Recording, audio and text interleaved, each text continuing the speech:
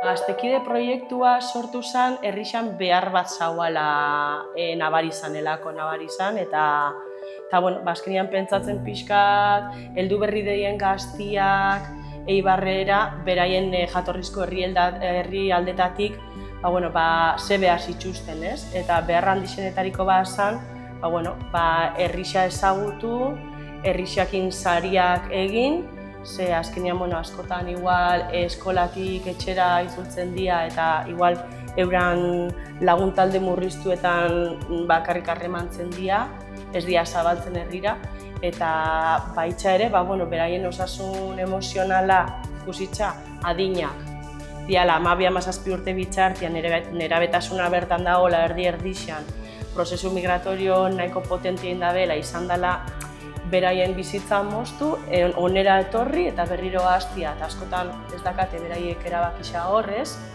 Eta, pentsatzen dugu osioa eta kirolan bitxartez, kriston erramintza potentia dela hori bermatzeko eta martxan jartzen. Guk hasiera baten egiten engenduna da herriko klubei proposatu. Hau dela proiektua, hau nahi dugula egin, Eibarreko klub deportibotik, eta urki futbol taldetik, saskik baloi taldetik, pilo bat taldetatik baiezko eman ziguten, eta orduan egin izan duguna da, bai lehen ikastetxeekin eta gizarte zerbitzuekin batzartu, azaldu zer den hau, eta pixkat erramintzak eman jakitzeko nola detektatu gaztia, eta nola deribatu gure gana, eta behin deribazio hori jasota, inkesta baten bitxartez, guk eitzen genuen familixakin kontaktau, gaztiakin ere, eta eitzen genuen lehenengoko elkarrizketatxo bat pertsonan. Horrela jaso ditugu 29 deribazio. Orduan, behin ja egin dugunean gaztien kriba hori esango genuke beharrak guztixe dazkat. Saiatzen gara igual behar handixena daukaten lehen heltzen. Eitzen duguna da, gazte horiekin lehen kontaktua, harremana, ikusi ere nola dauden ze behar dituzten, zein edian beraien erritmoak. Ze gazte batzuk hasieratik zekixen. Nik futbola, nik atletismoa, zen ere jatorrizko herrian eitzen eban eta nahi dut hasi. Beste asko zeuden, kirola ez da praktikatu inoiz, bizitzako egoera desberdinen gaitxik. Ahal izan ditugu bekatu, ez direla bekatuak berez, baina gurekin parte hartu ahal izan dute 15 gaztek.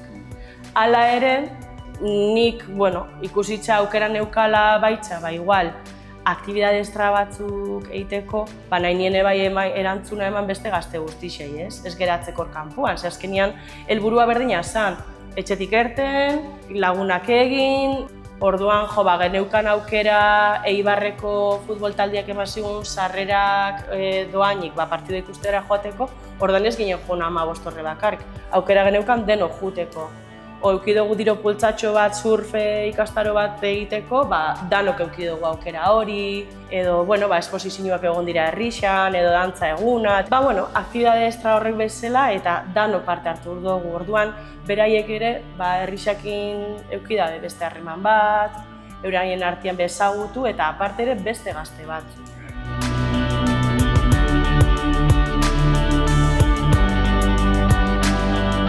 Nerekin eukidabe akompainamendu bat, beraiek erabaki daben arte, bitxu Marta, igual nahikoa da, ez dut behar zujutia hor niri txalo bitxera entrenamendutara, edo pilak jartzera, orduan ni noia. Eta hor akompainamentua jarraitzen da, baina sensibli hau izaten.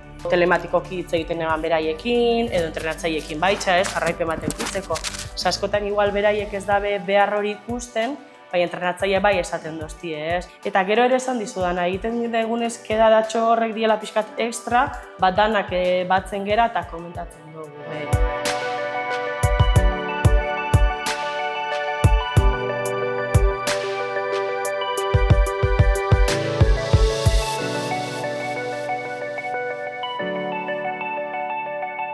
Gazte batzuk ezeben etxeetik ertetzen, lagunik ezeben eitzen eta oin jakalian daude laguntxuekin. Aurrera atzera eta hori keston posa da. Zebe bai hizkuntzaldetik batzutan arazo izaten da, ez? Da beraiek be barrura sartzen die, ze ez da hizkuntza ezagutzen, ez da azkenean gizartia ezagutzen, kultura, eta kostatzen zaie. Eta ikusten da benian, juten naiz, eta hitz egiten dut, eta ulertzen dut, banoia geratzera, eta orokorrian danak izan dira, kriston, jarrera onakin, eta oso txintxuak. Bai, gaina izan da nerabiak, beti dala adin bat, ez? Igual pixkate, super ondo. Oso eskertuta egon dira. Gero dau beste alde bat, arteterapiakin azkenean landu duguna, dala askotan inork ez diela galdetzen zer moduz dauden. Eta beraiek bez dira gelditzen pentsatzera zer moduz nago. Hausnarketa sakon batetik, daukaten adina daukaten bizipena dauzkate, orduan maitekin da modu bat, joku bat bezala, berak eskatzen dizu ariketa batzuk eitxia, hola, nola, ez dakiz zer, eta konturatzen zarenerako zaude sortzen zure buruak eta zure arimak eramaten zaizun toki batera, ez? Gainera, egin diren lanak dira jarraipen batekin.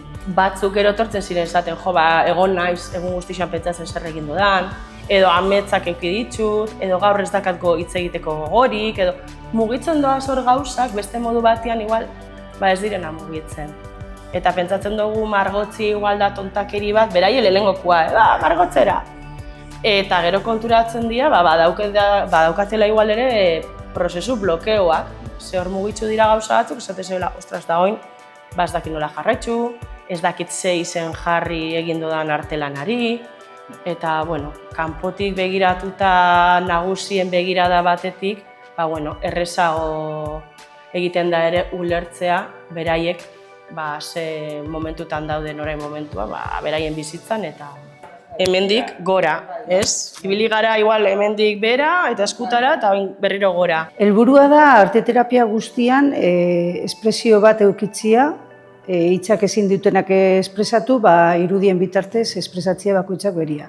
Kuadro bakoitzak transmititzen dau emozio desberdin bat, ero irakurketa desberdin bat, eta irudi bakoitza pertsonai bakoitzaren barrutik urtetzen da. Orduan oso garrantzitsua izaten da, eta errezagoa hitzak erabili baino. Metodologia hori da. Osea, irudien bitartez espresatzea eta istorio bat kontatzea azken finean.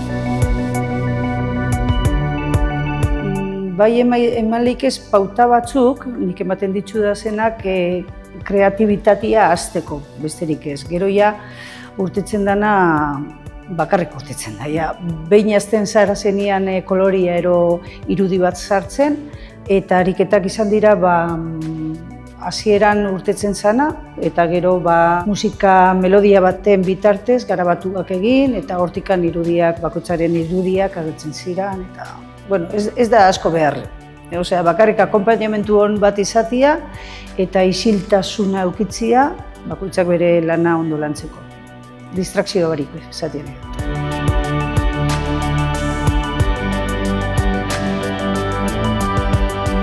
Gauza oso irudi oso desberdinak eta transmisio oso desberdinak ere bai.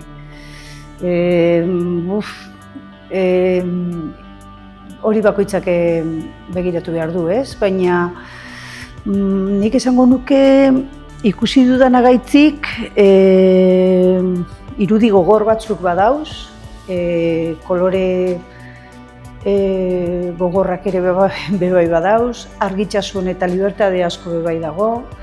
Ez naiz ausartzen hitzak ipintzen, ze oso arriskutsua da eta gero bakoitzaren irudiak errespetatu egin behar dira, ez? Baina danetik handau.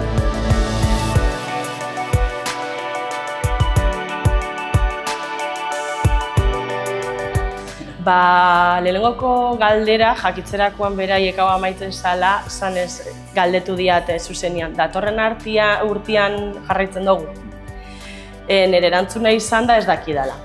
Azkenean hau izan da proiektu piloto bat, martxan jarri duguna, ideia horrutzi dugu, jarri dugu martxan, kriston erantzun auki da, pilo bat deribazio daude, memoria oso kompletua eta ona presentatu da, eta berez agian norbaitek nahiko da testigua hartu, baina ez dakigu. Orduan oraingoz geratzen da esperientzia hau bezala, Bueno, demostrazio bada beharra bai dagoela eta funtzionatzen dabela super ondo, eta hor dagoela. Ja norbaitek hartzeko eta jarraitzeko, ez da hain gaitza.